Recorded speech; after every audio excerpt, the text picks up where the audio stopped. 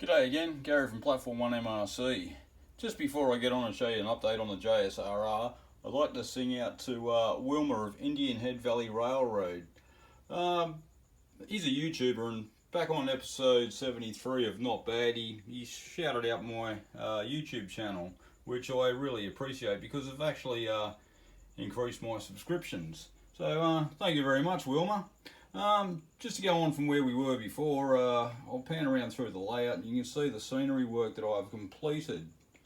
Now we're going back around towards the bridge. Now, the bridge area here has all been grassed up and what have you. A few trees. It was noted, Wilma's shout out that he thought the forest looked burnt out, looked dead. I mean, yep, Australia's been on fire recently, but not this part of the layout hasn't, so we'll carry on. The armatures there are all Woodland Scenics armatures, and before I hadn't got around to actually putting foliage onto them, so it's all coming together now. The ground and all that is all been completed underneath. Just needs a few little details, touch-ups here and there, but I'm sure it'll all come together quite nicely. The wood chip loader over the back there, which you can see through the trees, I'll move around to it, is firmly planted in position. And I will be planting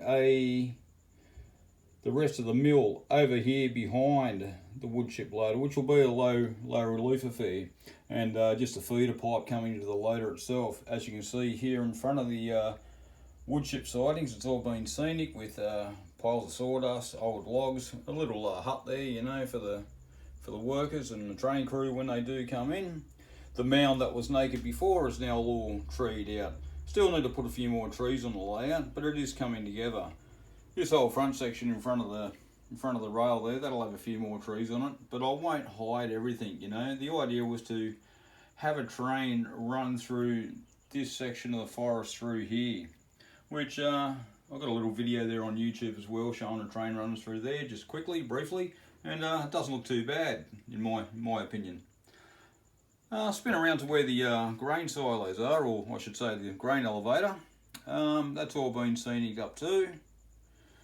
A bit of a U-turn bay there for any vehicles that come in, trucks, tippers, etc. Couple of trees, bit of scrub there. Sorry about the shadow there, folks, with the lights on. And back around, I can't remember which brand of ute that is. Everything's one from Athen. So-and-so and Duke. So Duke the dog in the back there, as you can see. I've only come as far as this end sighting here on the scenery. So in the near future, I'll get up to that mound there, the cutting up the back, and plant all that out. Last video I showed you the oil depot here, so I've actually added corrugated iron to the roof and given it good weather. Just need to put on some gutters and downpipes and what have you, and plant this building. This whole area through here will have a few more fuel tanks and chain wire fence that wraps around the yard. Not a great deal has been happening further around the back here.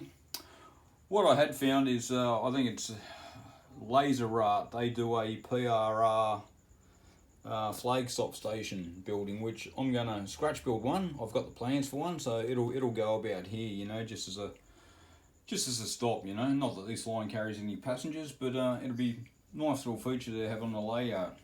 Further around again, nothing's been completed at all. So this second half of the layout is where I'm up to, what I'll be doing, and I'll be going on from there.